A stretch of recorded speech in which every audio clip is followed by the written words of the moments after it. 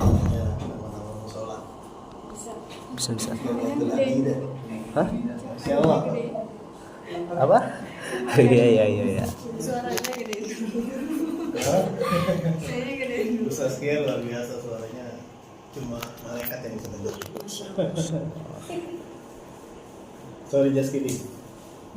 Ayo, ada pertanyaan Bu Kilia atau Bu Aisyah? Bu Hendra, Pak Hendra? Bu Hendra. Aku mau nanya, ini masih single apa gitu, mau tanya apa gitu. Atau Mbak Winda atau Mbak siapa? Mia? Belum ya? Mungkin belum nyambung ya? Belum nyambung ya? Karena memang harusnya tadi tuh kalau dari pagi Ibu Mbak Mia sama Mbak Winda ikut saya, ini akan dapat dulu. Kalau dari pagi. Oke, kalau nggak ada berarti saya anggap paham ya. Berikutnya adalah kemampuan menirukan imitasi gerakan motorik kasar dari dari posisi siap berdiri atau dalam kurung berdiri. Oke, ini kayaknya nggak ada masalah ya, paham ya? Imitasi gerakan motorik kasar. Pak, ini instruksinya tirukan juga. Istirukan, coba ada instruksinya? Kok nggak ada kata-kata instruksinya ya? Sini ya, keterangannya. Ya, Iya. tirukan. Udah, melompat tapi nggak perlu ngomong melompat, nggak perlu. Tirukan aja, semua tirukan. Tirukan, berputar.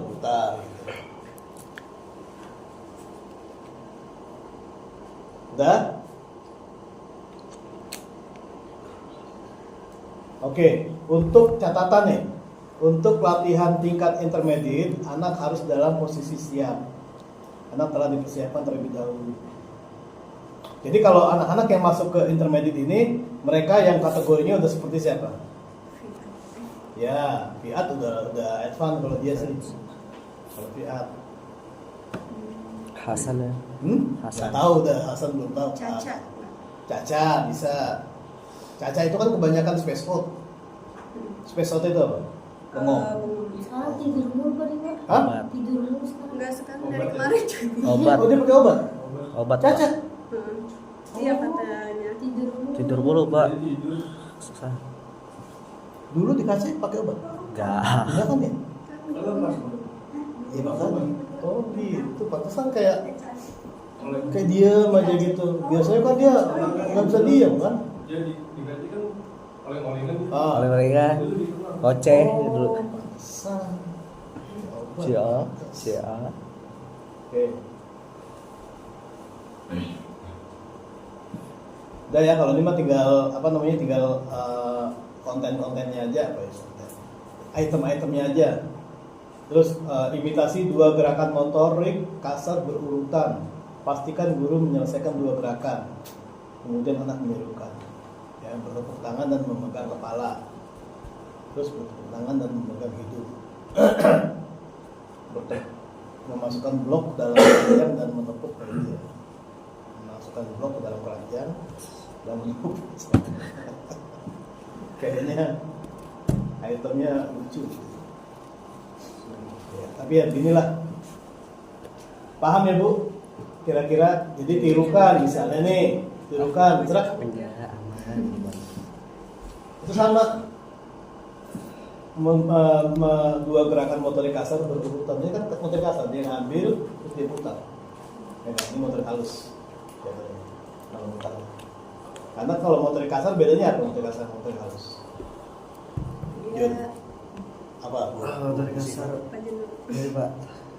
Motorik kasar menggunakan seluruh badannya pada kalau motorik halus tuh jari. Main motor. Motorik halus. Oke. Jadi selesaikan dulu gurunya, baru muridnya. Terus nomor 3, imitasi dua aksi berurutan, gerakan berurutan pada objek.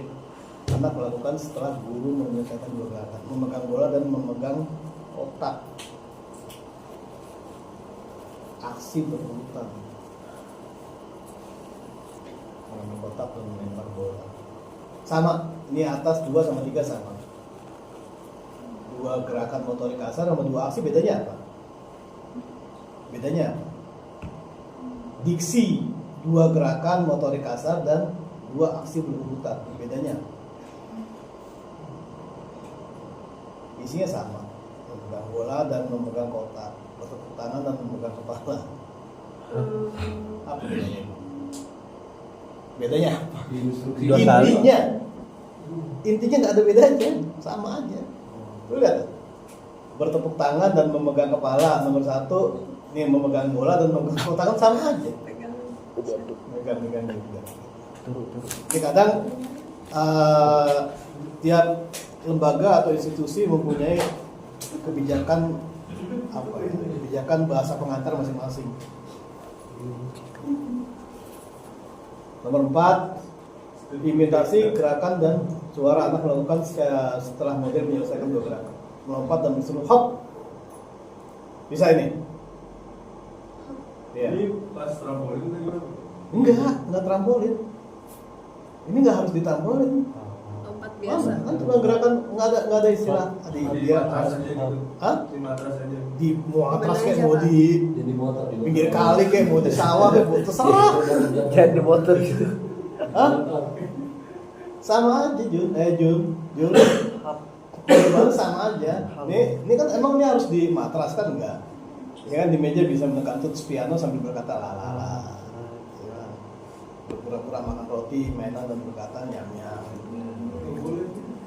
Apa? Siapa? Nyam-nyam nggak boleh. Coklat, ya siap.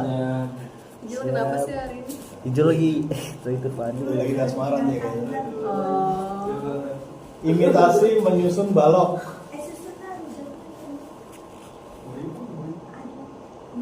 Jadi Mbak Mia dan Mbak Dinda hari ini kita teori dulu, insya Allah minggu depan kita praktek. Kalau masih ada kesempatan kita ketemu, teman-teman akan lihat itu. Karena minggu depan yang praktek itu insya Allah saya langsung. Jadi saya nggak mau buang-buang waktu lagi kayak kemarin tuh. Ini kalau buang-buang waktu itu buat saya nggak dapet gitu hasilnya gitu. Kalau menurut saya begitu, buang waktu. Jadi biar ini aja, biar simple aja. Meletakkan 1 balok, menyusun 2 balok, menyusun 3 balok, ya. Jadi kalau dalam materi pembelajaran itu ada balok-balok, Mbak, ya. Ini 1 balok, anak ngikutin. Nanti ada 2 balok, truk, anak ngikutin. Ada 3 balok, truk, ngikutin enggak. Itu tahap awal. Ya. Oke, ini bisa ya. Terus membuat tanda membuat tanda tambah. Oke. Membuat lingkaran, membuat garis. Ini biasanya masuknya ke freehand writing ya. Ya. Freehand writing. Jadi sebelum dia menulis dia harus membuat garis dulu nih. Melakukan ini nih, membuat garis vertikal, horizontal, diagonal, lingkaran, terus kotak, bentuk gitu ya. Terus menulis huruf. Ini nggak ada ini ya, langsung kemari ya. Terlalu apa namanya? Terlalu cepat ini. Breakdownnya kurang ini. Ini kalau anak asusnya bisa, kalau anak nggak bisa kan begitu. Langsung gambar. Jadi masalah. Kalau nggak bisa berarti gimana Pak? Nah kalau nggak bisa, misalnya kayak gambar vertikal itu gambar apa sih garis vertikal? Lurus kemana? Semua garis lurus kemana? Vertikal. Atas bawah. Atas. Vertikal atas bawah. Horizontal gini. Nah, makanya ada disebut dengan hubungan vertikal yaitu kita dengan Allah. Terus konflik horizontal yaitu konflik sosial. Kalau dalam bahasa politik.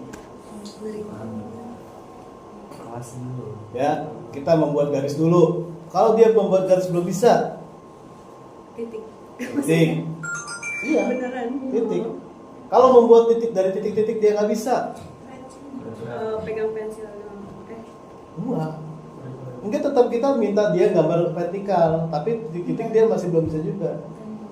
Ya gambar yang satu garis itu juga kita buat, nanti dia tinggal ngikutin doang gitu loh.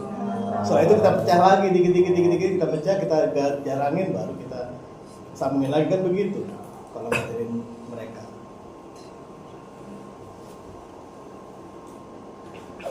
Terus apa lagi pertanyaannya?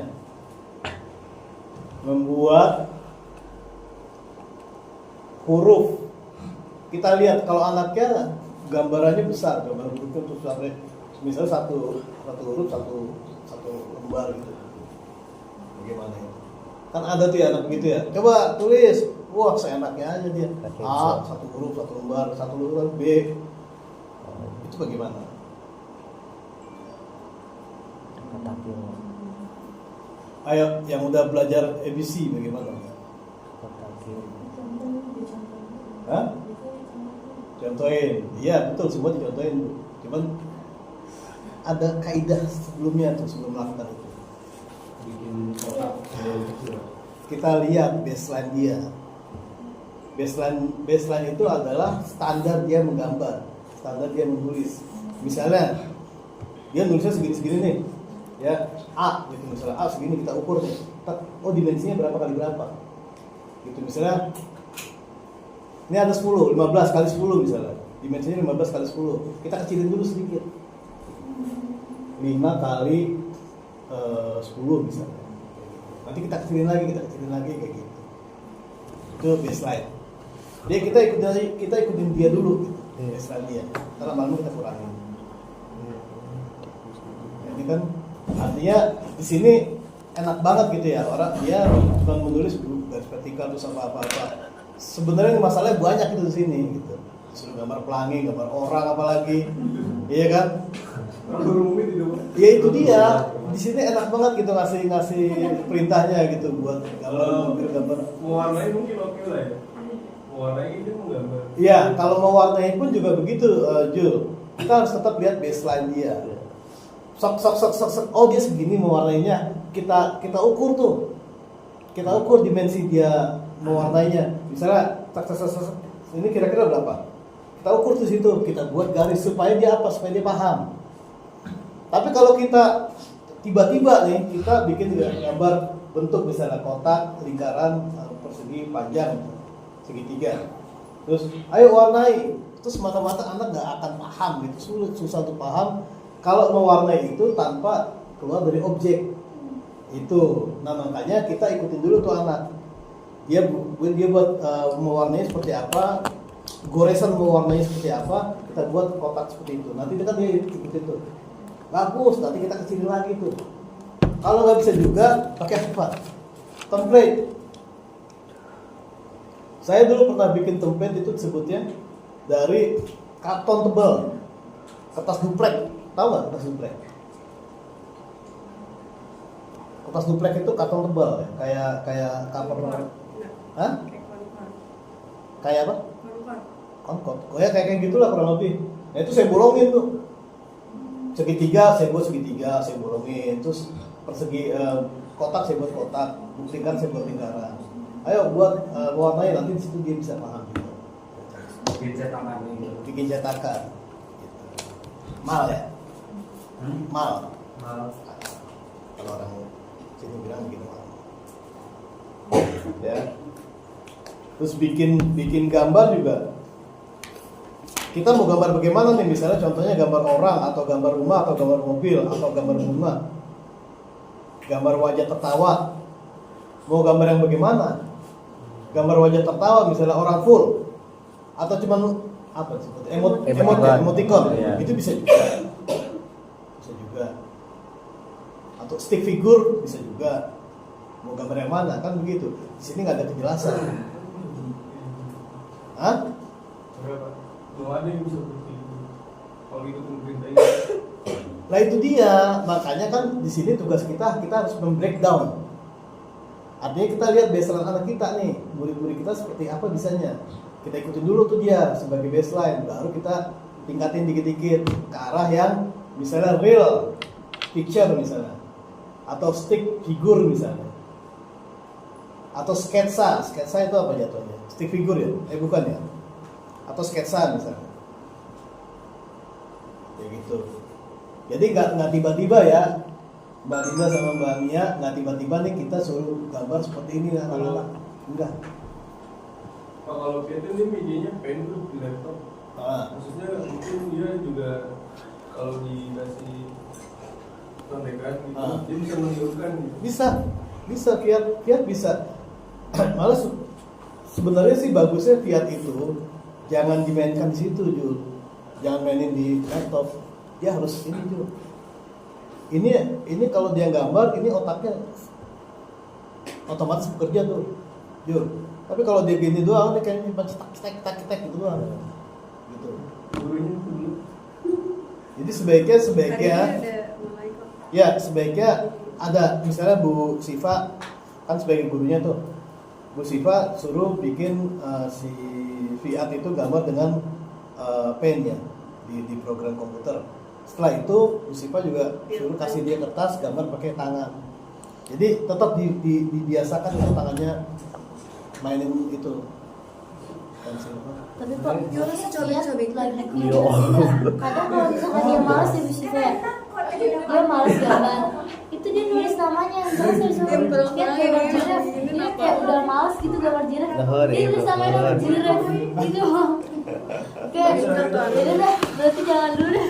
Tapi nanti pas dikasih instruksi yang lain kira yang itu gambarnya gampang dia mau gambar kayak lagi mood di gambar itu misalkan dia gambar tuh Menurut Bu Aisyah dia bisa nggak gambar jiraf?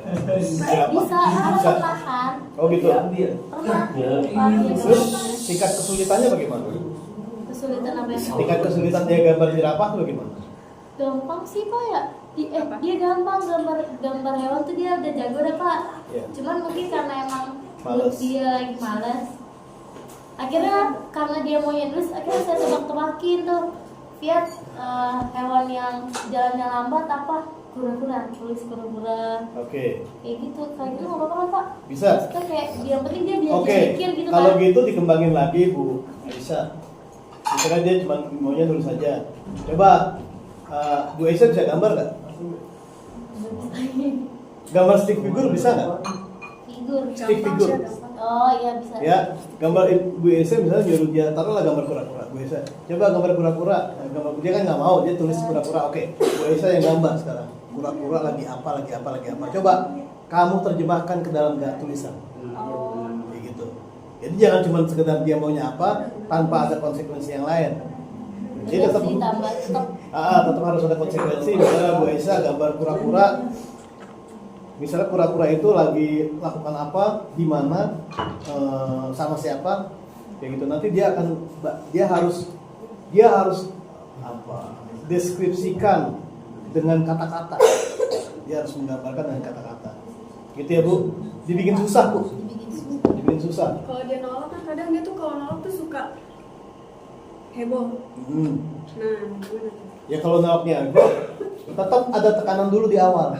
Kalau dia tetap nolak, ya udah kurangin tekanannya itu. Kurangin tekanannya paling ya itu gitu. Sabar. Sabar Sabar banget. Harusnya guru yang disabarin. Sabar musibah gitu. Oke. Ini paham ya sampai sini ya. Kita lanjut.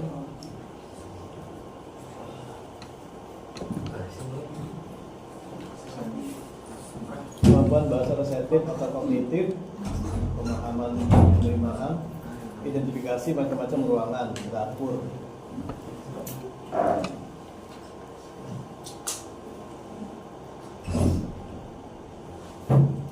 Dapur, pergi ke dapur. Udah? Oke, kita lanjut ya. Ini adalah identifikasi ruangan. Sini. Ngobrol Terus itu ya. Sono kejauhan, banyak kan? Kan udah kosong. Harusnya di situ ya ada padat. Saya nggak apa-apa di situ, Pak. Sama hasil ini. Ya, oke, identifikasi bisa nggak? Makan tuh jangan jiplak, bisa nggak? Oh iya, Pak.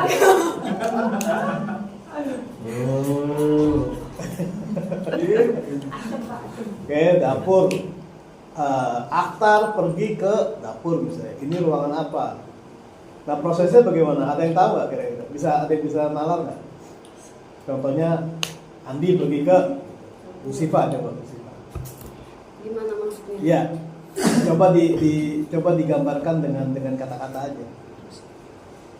Andi pergi ke dapur. Andi saya bawa ke dapur atau bagaimana? Oh iya. Misal Ahtar ke kamar mandi. Ahtar Terus sedang gambarnya apa ya? di gitu. Ya, biasanya di awal di apa namanya? Di basic kurikulum itu gambar kita kenalin tuh gambar dulu. Oh iya. Jadi tetap kita bawa gambarnya. Kalau bisa real picture. Artinya gini, misalnya Foto bukan foto rumah orang, iya kan? Bukan rumah orang, bukan foto rumah orang, bukannya kamar orang, bukannya apa? Kamar kita sendiri. Bukan dari Google. Misalnya kayak Bu Iya. Hilya, Iya.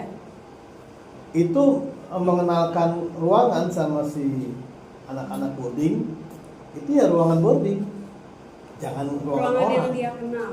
Ya. Iya, yang dia memang familiar sehari-hari dia ada di situ. Ya kalau ruangan orang dia nggak kenal, kecuali secara umum ya rumah misalnya, terus pintu, jendela, terus kamar mandi secara umum. Tapi kalau untuk yang betul-betul ya kita rumah kita sendiri. Berarti kalau di kelas juga bisa. Bisa kamar mandi kelas. Bisa, kan ada kamar mandi. Maksudnya- Kamar mandi kelas, kamar Iya. mandi sekolah gitu namanya. Jadi bukan kamar mandi secara umum kayak di rumah, bukan, Bu. Ini kamar mandi sekolah ya. Ini kamar mandi kelas kamu nih. Ini kamar mandinya seperti ini. Apakah meja dan kursi kelas sama dengan meja dan kursi yang di rumah? Kan enggak. Bisa beda. Nah, kayak gitu. Ya. Jadi Andi pergi ke kamar dapur misalnya, ke dapur dia sendiri atau kita bawa, ini loh, ini ruangan apa, ini ruangan dapur nih gambarnya nih, ini ruangan dapur. Dia pastikan dia melihat itu, lihat foto, terus dia lihat suasana situasi yang ada di depan dia secara realnya.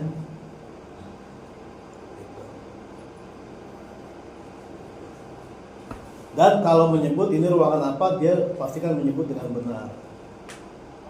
Menyebut ruangan apa. Nah kalau yang begini ini harusnya 2 orang, nggak bisa sendiri. Kalau sendiri akan terjadi ekolalia. Terus saya berkali-kali saya wanti-wanti terjadi ekolalia. Nggak bisa kalau sendiri, susah ya Bu ya.